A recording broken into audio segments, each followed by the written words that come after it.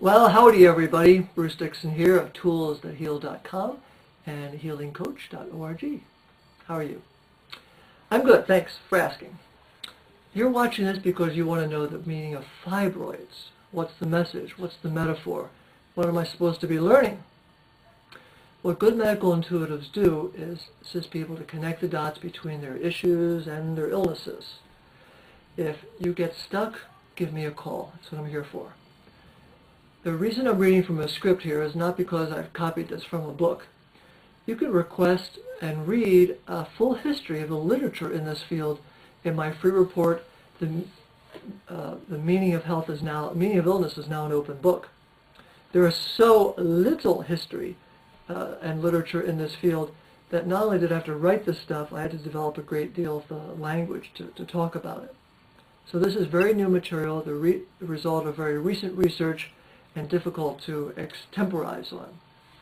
You can order this transcript for $5. I'm happy my study of the 3 cells and my work as a medical intuitive have given me new angles on fibroids. If any of them are useful to you, I celebrate that. We're going to skip to the heart of the matter and then get back up and look at how all human tissue grows.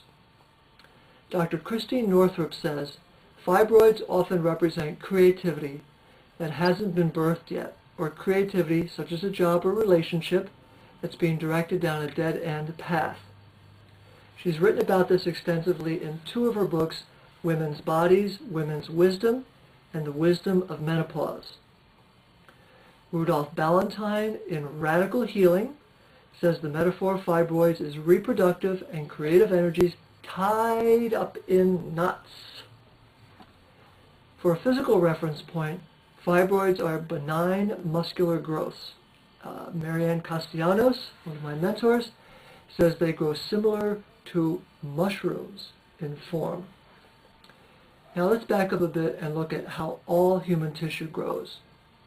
We're going to take a step back and tell you how medical intuitives see physical growth of tissue as the final stage of a 5-act play.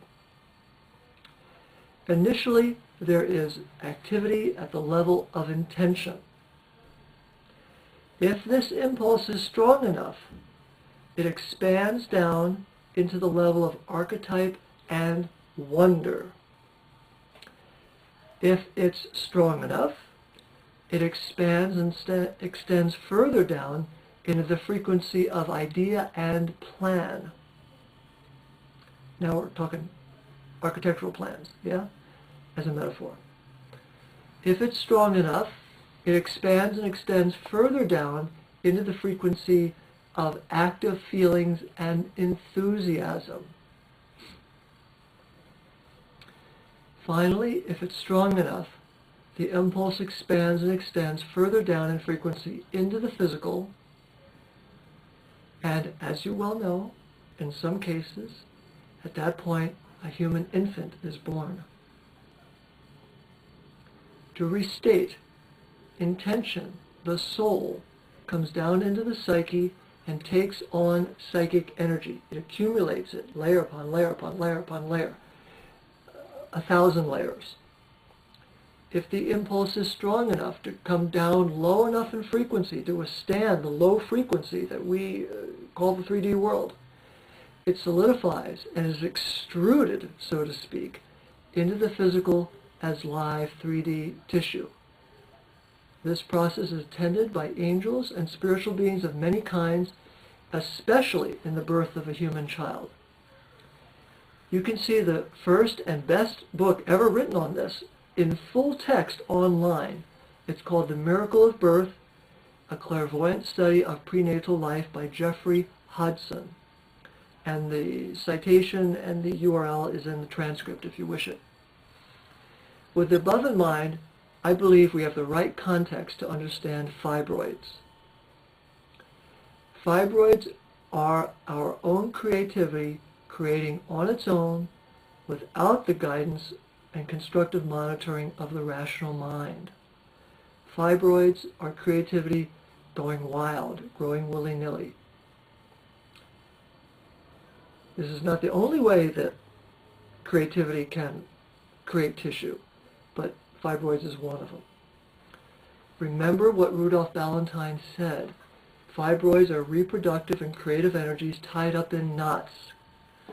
This describes my friends and clients with fibroids very well, but we also have to find language useful to people. They already know how their stomachs feel when they're knotted up. They can imagine how a knotted stomach, if it persists for months and months and months, can precipitate down into the uterus below. What I find more helpful in terms of language for my clients is the idea of being of two minds. Each of us is creative in our conscious mind, subconscious mind, and unconscious mind. 3 levels of creativity. We're each responsible for managing all 3 of these levels. And if we don't, parts of us can go off on their own and do their own thing, become creative in their own way, without our conscious guidance and direction. Any parent will understand how this is reflected in child rearing. If you leave your 5-year-old at home without a babysitter for 8 hours, when you come back, he or she is going to have created some things you might not be too happy with. The same is happening here with fibroids. When parts of us split off and create fibroids, cysts, and tumors, this evidences that we are of two minds. Being of two minds is a horizontal split in the body. When someone is of two minds, this is always a horizontal split. Your top dog, your rational mind, which can be thinking or feeling, has one point of view. Your underdog, your non-dominant mind, which is often the feeling mind, but not always, has another point of view, and they can be out of touch. The conscious yak mind says, I'm on a diet. The underdog says, ooh, but chocolate cake would taste so good. The underdog is the same as your gut brain and the enteric nervous system. It's the underdog that makes the fibroids, not the yak mind. When we choose any behavior repulsive to our conscious self, we know we are of two minds. Let me slow that down a little bit. So when you say, I'm on a diet, but the chocolate cake would taste so good, and then you eat the cake or do anything that supports a habit you're consciously not in favor of, then you know that you're of two minds and that the inner child has the upper hand, has the greater drive and intention, and that your job as a conscious self is cut out for you to redirect those energies along the lines that you wish them to go. Disliking and judging the part of us who creates fibroids solves nothing. That just increases the distance between top dog and underdog and makes the divergence bigger. If you add emotion to any kind of split between top dog and underdog, then you're putting real horsepower into this horizontal split.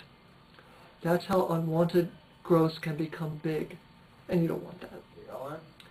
When fibroids hinder conception, then we look at how the client may be of two minds about having children. Is it possible to be of two minds and get tied up in knots about having children? Sure. Another thing that can tie up our reproductive creativity in knots is the dilemma of wanting a fulfilling relationship and memories of prior birth trauma in prior existences. You can ask me about this if you're interested. It's not something I'll put on a videotape. So I encourage you to take very good care of you. Go see toolsthatheal.com and healingcoach.org. If you get stuck, give me a call. And I'll see you in the next video.